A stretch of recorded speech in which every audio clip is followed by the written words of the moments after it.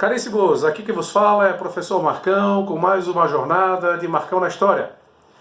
Pedindo o seu like e a sua inscrição no canal. Esse que vos fala ficaria extremamente grato.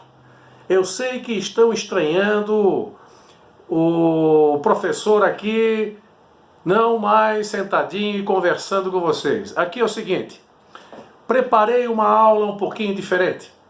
Hoje nós vamos falar sobre a Revolução Industrial. Preparei um esqueminha para ajudá-los na hora das provas do Enem, vestibulares e aquelas provas do dia a dia de história. O nosso assunto hoje é Revolução Industrial. Eu vou dividir em partes. Então nós temos aqui parte 1, Revolução Industrial. A Revolução Industrial ela está dividida em duas fases. Primeira fase, 1760 a 1860. Segunda fase, 1860 a 1900. Bom, afinal de contas, o que é então a Revolução Industrial? Revolução aqui não tem nada a ver com revolta armada. É, na verdade, uma transformação, uma mudança. No período anterior à Revolução Industrial, nós temos as oficinas manufatureiras, que produziam produtos de forma artesanal. Como tornou-se necessário aumentar a produção, veio a ideia de se utilizar máquinas. Então, olha só, como é que isso funciona? Substituição. A Revolução Industrial é a substituição da manufatura, a indústria manufatureira, trabalho feito à mão, mão, pela maquinofatura, feita por máquinas, indústria em que o produto ele é feito por máquinas. Bom, pioneirismo industrial inglês. Os ingleses são os primeiros a se industrializarem. E não é por acaso. E a propósito, não sei se todos sabem, a primeira indústria do mundo, indústria de tecidos na Inglaterra, a indústria têxtil, usando máquinas. Por que a Inglaterra foi o país pioneiro? Olha só, alguns fatores colaboraram. Primeiro, acúmulo de capitais. Os ingleses tinham uma zona de livre comércio há muito tempo. Navegavam pelo mundo, transportando produtos, fazendo negócios e acumularam muito dinheiro.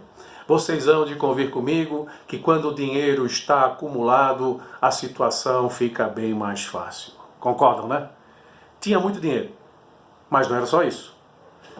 Eles criaram o Banco da Inglaterra para adotar o sistema de créditos. O que é o sistema de créditos?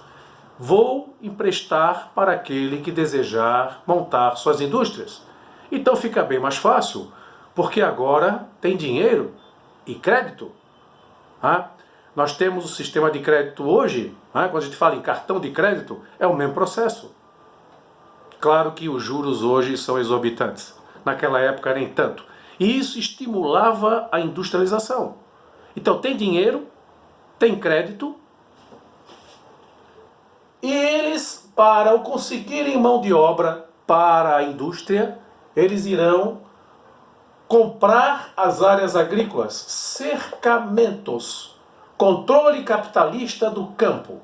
Eles irão comprar as áreas agrícolas para forçar o chamado êxodo rural.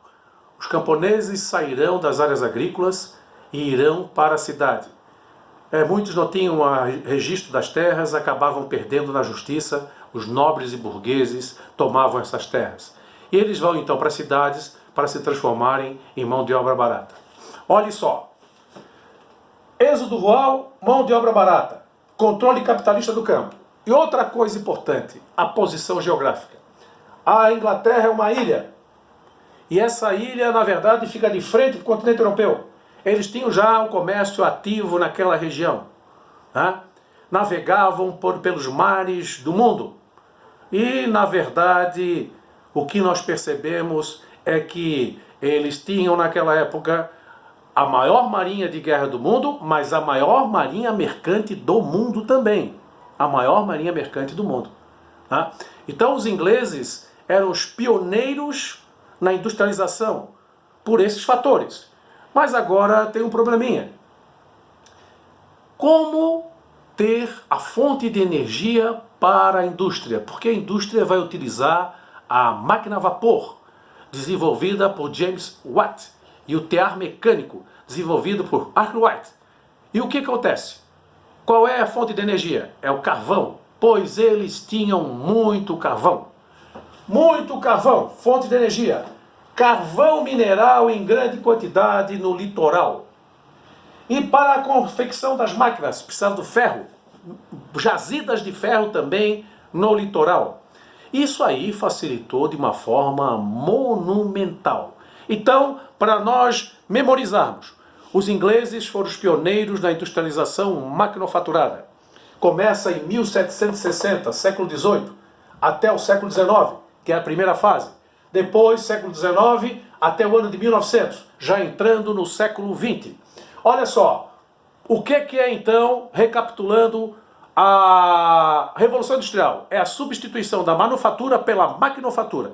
E nós temos agora aqui fatores que colaboraram para o pioneirismo inglês: acúmulo de capital, sistema de crédito com o Banco da Inglaterra, cercamentos, controle capitalista do campo, forçando as pessoas a irem para as áreas urbanas para se transformarem em mão de obra barata.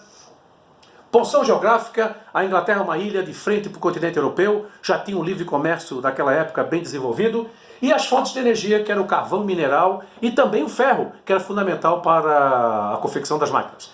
Bom, caríssimos, essa é a primeira parte da Revolução Industrial. Iremos para a segunda parte. Forte abraço, Marcão na história, fui!